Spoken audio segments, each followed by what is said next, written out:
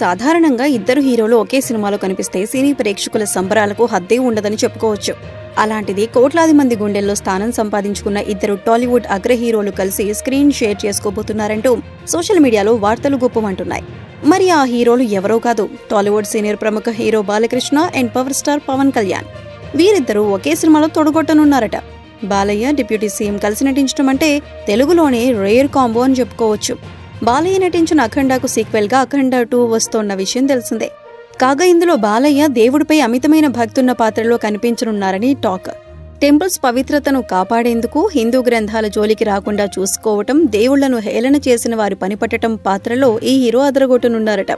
ఇక మొదటి భాగంలో అఘోర లుక్ లో నందమూరి హీరో ప్రేక్షకులను మెప్పించిన విషయం తెలిసిందే.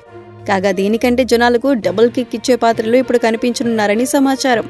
అయితే బాలయ్యతో కలిసి ఈ సినిమాలో పవర్ స్టార్ పవన్ కళ్యాణ్ కూడా నటించడం మరో విశేషం.